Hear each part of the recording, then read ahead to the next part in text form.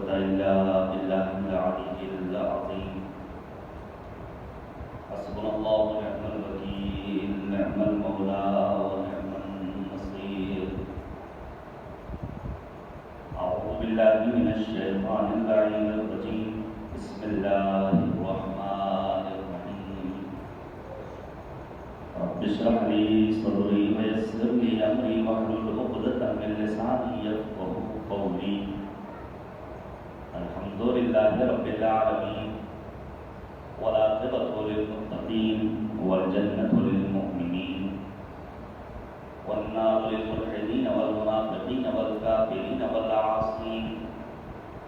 وصلى الله على سيدنا محمد وآله الطيبين الأنجبين الأطهرين الأكرمين المعصومين المظلومين المنتخبين المنتجبين الذين أذهب الله عنهم الرجس وطهرهم تطهيرا.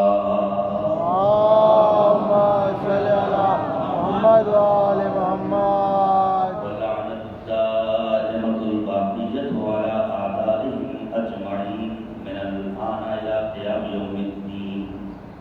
آمين يا رب العالمين. أما بعد فقد قال الله تبارك وتعالى في القرآن الحكيم، وهو أصدق الصادقين وقوله الحق. أعوذ بالله من الشيطان الرجيم. بسم الله الرحمن الرحيم. إنهم كانوا يسارعون بالخيرات يدعوننا رغبا ورهبا وكانوا لنا خاشعين. اللهم صل على محمد وآل محمد. اور 3 مرتبہ سورہ اخلاص کی تلاوت کر کے وہ جناب سید ہاشم اللہ لازمی علم جناب سید حاجی سرکار کے ساتھ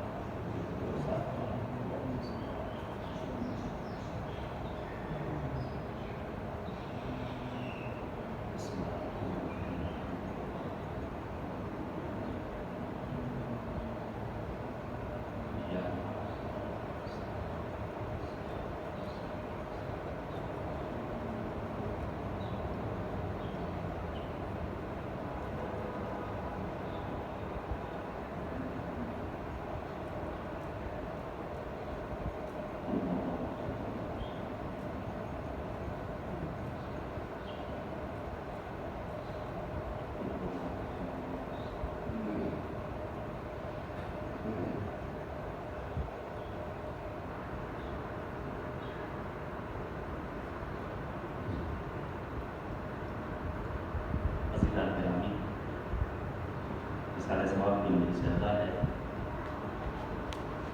اور ایک نعمت ہے دلیل پروردگار کی جانب سے کہ ہم جیسے لوگ اپنے غم و الم اور اپنی مصیبتوں کو اور پریشانیوں کو دور کرنے کے لیے فرش عزائے سرکار سید الشہداء کا اہتمام کرتے ہیں اور ان کے دلوں کی تسکین کا سامان فراہم کرتے ہیں. ایک دو روایات پیش کروں آپ کی خدمت میں کہ ان مجالس کی، اس فرش عزا کی، اس بزم حسینی کی کیا اہمیت ہے. مثال کے طور پر امام معصوم نے فرمایا من جلس مجلسا لم یبت قلبہ یوم تبت القلوب. آپ روز قیامت اور روز محشر کا وہ ہولناک منظر اپنی نگاہوں کے سامنے رکھیے جس کے لیے قرآن نے کہا یوم یفر المرء من اخیہ وابیہ وامہ وصاحبتہ وبنیہ. ایسا پرہول ماحول ہوگا کہ انسان اپنے ماں باپ سے، اپنی اولاد سے، اپنے اعزاء اقربا احباب سے راہ قرار اختیار کرے گا. امام فرماتے ہیں من جلس مجلسا،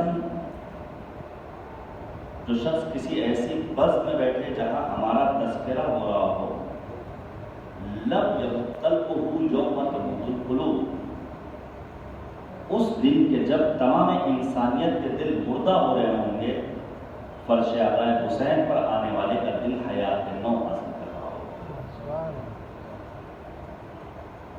متعدد احادیث ہیں بعض احادیث کے سلسلے میں امام جعفر اگر اسے صحیح طور پر استعمال کر لیا جائے، ممبر پر آنے والے اپنی ذمہ داری کو پورا کریں، مجالس اعلیٰ کا اہتمام کرنے والے اپنی ذمہ داریوں کو پورا کریں، تو یقیناً ہمارا سماج، ہمارا معاشرہ، ہماری سوسائٹی حسینی، مہدوی اور فاطمی سماج اور سوسائٹی میں بدل سکتی ہے۔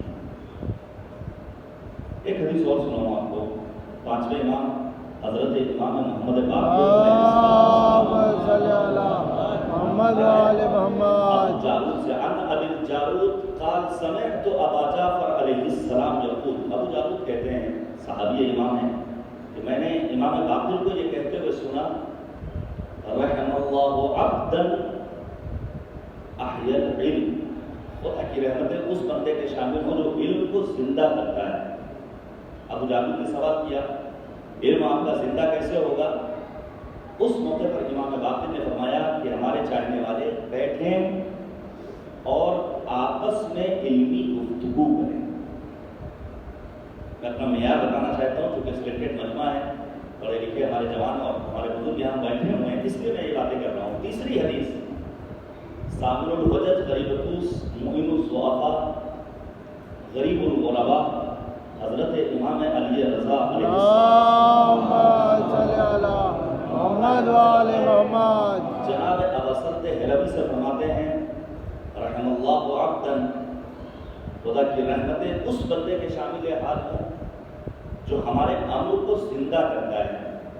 ماہ ذوالحج ہے، ماہ ذوالحج ماہ امامت و ولایت ہے، آنے والی ہے وہ تاریخ جب پوری کائنات میں عاشقان امیر المؤمنین جشن مسرت کا اہتمام کریں گے۔ ابوسعد ہلوی نے فوراً سوال کیا، وَكَيْفَ يُحْيِي أَمْرُكُمْ، مولا آپ کا امر زندہ کیسے ہوگا؟ نعرے لگا کر، زبانی جمع خرچی کر کے، دکھاوا کر کے، خالی اظہار محبت کر کے؟ اس موقع پر امام نے فرمایا، يَتَعَلَّمْ عُلُومَنَا وَيُعَلِّمُهَا النَّاسِ، اگر کوئی انسان یہ چاہتا ہے کہ ہمارے امر کو زندہ کرے تو اسے ہمارے تعلیمات کو سیکھنا ہوگا اور پھر دوسروں کو سکھانا ہوگا۔ اس کے بعد کا جملہ قیمتی جملہ ہے، مولا فرماتے ہیں فَإِنَّ النَّاسَ لَوْ عَلِمُوا مَحَاسِنَ كَلَامِنَا لَاتَّبَعُونَا، اگر لوگوں کو ہمارے کلام کے محاسن، ہمارے کلام کی زیبائی کا علم ہو جائے تو لوگ خود بخود ہماری جانب آگے بڑھتے ہوئے نظر آئیں گے۔ اہل بیت اطہار علیہ السلام کے وجود و کردار میں وہ جاذبیت ہے کہ تاریخ میں بے شمار افراد آپ کو نظر آئیں گے جنہوں نے اپنے آپ کو گرویدہ بنایا ہے اہل بیت طاہرین کا۔ مثلا ڈاکٹر عبد المنیم سنی محقق ہے، خطبہ فدق عام خطیب کی زبان میں اس کے کانوں سے ٹکراتا ہے، شیعہ ہو جاتا ہے اور کتاب لکھتا ہے، بنور فاطمہ اہتدیت، نور فاطمہ الزہرا کے ذریعے میں ہدایت یافتہ ہو گیا۔ اور آگے بڑھیے، 4 جلدہ مسیحی ہے اور امیر المؤمنین کو خراج تحسین پیش کرتے ہوئے کہتا ہے، یا علی انا لست بمسلم فضلا ان اکون شیعیہ ولکن احبہ، اے علی مرتضیٰ، شیعہ ہونا تو دور کی بات ہے، میں تو مسلمان بھی نہیں ہوں لیکن مجھے آپ سے محبت ہے۔ امیر المؤمنین کے کلام کی چاشنی، ان کے وجود اور ان کی سیرت و اخلاق کے وہ انمٹ نقوش، جسے اگر آج دنیا والوں کے سامنے پیش کر دیا جائے تو کائنات یقیناً اس در کی جانب آگے بڑھتی ہوئی نظر آئی۔ ایسے میں اب ہماری ذمہ داریاں سنگین ہیں۔ کیا ہے وہ تعلیمات؟ کیا ہے قرآن مجید؟ کیا ہے مقصد قیام امام حسین؟ عزیزان گرامی، ماہ ذوالحجہ ہے، تقریباً نصف منزل طے کر چکا ہے، بعد وقت مہینہ ہے۔ قرآن مجید کو آپ پڑھیے، پروردگار نے سورہ توبہ میں آواز دی، ان عدت الشہور عند اللہ 12 شہرا، خدا کے نزدیک مہینوں کی تعداد 12 ہے، جن میں 4 حرام مہینے ہیں۔ آخری اسلامی مہینہ ہے ماہ ذوالحجہ۔ ابتدا کہاں سے ہوئی؟ پہلی ذوالحجہ۔ امیر المؤمنین یعصوب الدین امام العارفین مولا الموحدین حضرت علی بن ابی طالب علیہ السلام اور صدیقہ طاہرہ شہزادی کونین بی بی عالم حضرت فاطمہ الزہرا سلام اللہ علیہا اپنے استباس سے، یہ خود ایک چیپٹر ہے، یہ خود ایک موضوع گفتگو ہے، کہ کیا ہے وہ راز جو امیر المؤمنین اور شہزادی کونین کی کامیاب ازدواجی زندگی کا راز ہے۔ آج کے ماحول میں آپ دیکھ رہے ہیں گھر گھرانے کا شیرازہ منتشر ہو رہا ہے، کورٹ کچہری تھانہ کوتوالی کچھ بچا نہیں ہے۔ ان سب حالات میں بھی اس قسم کے مسائل، وجہ کیا ہے؟ وجہ یہی ہے کہ ہم نے امیر المؤمنین اور شہزادی کونین کی کامیاب ازدواجی زندگی کو اپنے لیے آئیڈیل نہیں بنایا۔ ہم نے اہل بیت طاہرین کی مصیبتوں کو بیان کیا۔ شہید مطہری رضوان اللہ تعالیٰ علیہ کہتے ہیں کربلا ایک ایسا سکہ ہے جس کے دو رخ ہیں، ایک کربلا کی فضیلت کا پہلو ہے، ایک کربلا کی مصیبت کا پہلو ہے۔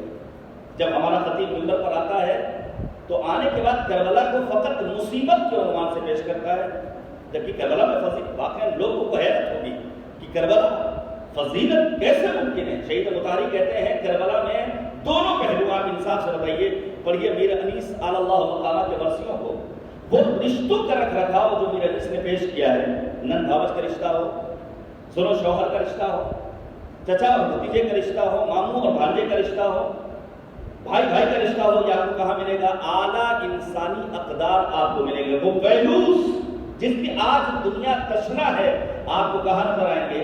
وہ ویلوز نظر آئیں گے میدان کربلا میں۔ یہ دو شہزادوں کی جنگ نہیں تھی بلکہ دو کرداروں کی جنگ تھی۔ یہ سرسر و سموم سے پھولوں کی جنگ تھی، نیکی میں اور بدی میں اصولوں کی جنگ تھی۔ عزیزان گرامی، ہمیں اور آپ کو اہل بیت طاہرین علیہ السلام کو اپنی زندگی کا آئیڈیل مشورات اور نمونہ عمل بنانا پڑے گا۔ اہل بیت کی مصیبتوں کو بیان کرنا ضروری ہے، لیکن کیا شہزادی کونین اور امیر المؤمنین جب آپس میں بیٹھتے تھے تو صرف اور صرف دین کریا نہیں؟ روایت کہتی ہے کانا یخرجان الی الصحراء ویحملان التمر، یہ دونوں معصوم گھر سے باہر نکلتے تھے، صحرا اور بیابان میں جاتے تھے، اپنے ساتھ خرمے لے کر جاتے تھے۔ کیا پیغام ہے؟ یعنی گھر والوں کے ساتھ کبھی تفریحی سفر پر نکلنا بھی عبادت پروردگار کا درجہ، البتہ حلال و حرام کی پرواہ کیے ہوئے، ایسا نہ ہو کہ مکس گیدرنگ ہو جائے، محرم و نامحرم، یہ ساری باتیں ختم ہو جائیں۔ پہلی تاریخ ماہ ذی الحجہ کی امیر المؤمنین اور صدیقہ طاہرہ کے دن کا، اور آگے بڑھیے، تاریخ آتی ہے 7 ذی الحجہ، باقر العلوم حضرت امام محمد باقر علیہ السلام، شہادت کی تاریخ، وہ امام معصوم جس نے اپنی یونیورسٹی کے ذریعے ایسے شاگردوں کی تربیت کی کہ آج بھی دنیا میں امام باقر کے علم کا چرچا ہے۔ تعلیمات کو آپ پڑھیے، وقت نہیں ہے، صرف ایک میں روایت پیش کروں۔ ہم اور آپ یہ سمجھتے ہیں ہمارا باپ، میں خود یتیم ہوں، داغ یتیمی میں نے دیکھا ہے، ہم یہ سمجھتے ہیں ہمارا کوئی عزیز اس دنیا سے رخصت ہو جائے تو یہ بہت بڑی مصیبت ہے، بالخصوص کووڈ کے دور میں۔ کتنے جوان چلے گئے، کتنے گھر اجڑ گئے، کتنی موتیں ہو گئی، تو کیا ہم یہ سوچیں یہی سب سے بڑی مصیبت ہے؟ نہیں، امام باقر نے فرمایا سب سے بڑی مصیبت یہ ہے کہ انسان اپنی اس حالت پر باقی رہے جس پر آج ہے۔ کوئی عزیز اس دنیا سے رخصت ہوتا ہے تو ہمیں اللہ سے اپنا رشتہ نہیں توڑنا ہے۔ میں روایت پیش کروں، چھٹے امام حضرت امام جعفر صادق علیہ السلام، مولا امام صادق کا بیٹا مریض ہوا۔ اصحاب کیا دیکھتے ہیں کہ امام کبھی اٹھتے ہیں کبھی بیٹھتے ہیں، پریشان ہیں، اولاد کا مسئلہ ہے۔ اصحاب نے آپس میں چینی گوئیاں کی کہ بچہ مریض ہے تو امام کی یہ کیفیت، اگر اس بچے کا انتقال ہو جائے تو امام یقیناً سخت مضطرب ہوں گے۔ لیکن روایت کہتی ہے امام کے فرزند کا انتقال ہوا۔ عزیزان گرامی، وہ امام جو اپنے بچے کی مریضی کی صورت میں مضطرب تھے، روایت کہتی ہے مولا مطمئن ہو گئے۔ اصحاب کو حیرت ہوئی کہ امام کے اضطراب میں اضافہ ہونا چاہیے تھا، یا پھر اچانک اتنا اطمینان کیسے پیدا ہو گیا؟ اصحاب نے دستدب جوڑ لیے، مولا آپ مطمئن کیوں کر؟ امام فرماتے ان نحن اہل البیت نجزع قبل المصیبہ، ہم اہل بیت کا خاصہ ہے کہ ہم مصیبت سے قبل جزا و فضا، فریاد و دعا کرتے ہیں، چارے تدبیر کی تلاش میں نکلتے ہیں۔ فَإِذَا وَقَعَ الْأَمْرُ، لیکن اگر حکم الہی سے ہمارے لیے کوئی فیصلہ ہو جائے تو ہم اپنے سر تسلیم کو ختم کر دیتے ہیں۔ اللہ سے رشتہ نہیں توڑنا ہے۔ قرآن مجید میں تقریباً 1500 آیتیں ہیں موت، حیات، برزخ، قیامت، عذاب پروردگار کے سلسلے میں۔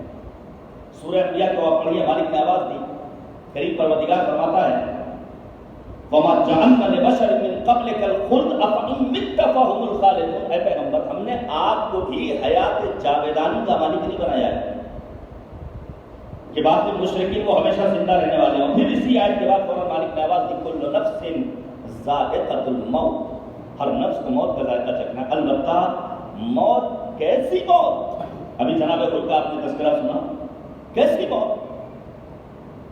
یہ جو دور ہے اس میں واقعی مرنے سے بھی ڈر لگتا ہے، لیکن جب انسان نام اعمال کے لحاظ سے، اپنے عمل و کردار کے لحاظ سے مضبوط ہو تو اسے ڈرنا نہیں چاہیے۔ ہاں، خدا کی بارگاہ میں یہ دعا کرتے رہنا چاہیے، اللہم انی اسألک ان تختم لی بالسعادہ، خدایا میرا خاتمہ بخیر ہو، میری عاقبت بخیر ہو۔ عاقبت بخیری کی دعا ضروری۔ امام باقر کی شہادت کی تاریخ 8 ماہ ذی الحجہ، وہ تاریخ جس میں امام حسین نے مکے کو خیرباد کہا ہے، عازم کربلا ہوئے ہیں۔ 9 تاریخ روز عرفہ، وہ عرفہ، میں بھی پورانچل اکبرپور امبیڈکر نگر کا رہنے والا، اکثریت ہے یہاں پر ہمارے علاقے کے مومنین کی، وہ عرفہ جو ماہ شعبان میں ہم اپنے مرحومین کے لیے کرتے ہیں، وہ خود ساختہ ہے، وہ بدعت ہے، وہ ہماری اور آپ کی اپنی ایجاد ہے، وہ رسم و روایت کے سوا کچھ اور نہیں۔ عرفہ کیا ہے؟ 9 ذی الحجہ، جب سرکار سید الشہداء میدان عرفات میں بارگاہ خداوندی میں دعا کرتے ہیں، ماذا وجد من فقدک ومن الذی فقد من وجدک، خدا جس نے تجھے پا لیا اس نے کیا کھویا، اور جس نے تجھے کھو دیا اس نے کیا پایا۔ یہ وہی انداز دعا ہے جو آپ کے بابا امیر المؤمنین کا انداز دعا تھا۔ پڑھیے گا دعائے صبا، مرزا غالب نے بھی برسوں قبل دعائے صبا کا فارسی زبان میں ترجمہ کیا، اردو میں ترجمہ موجود ہے۔ امیر المؤمنین دعائے صبا میں کیا فرماتے ہیں؟ یا من دل علی ذاتہ بذاتہ، اور پھر امام سجاد دعائے ابو حمزہ سوالی میں دعا کرتے ہیں، بک عرفتک وانت الذی دللتنی علیہ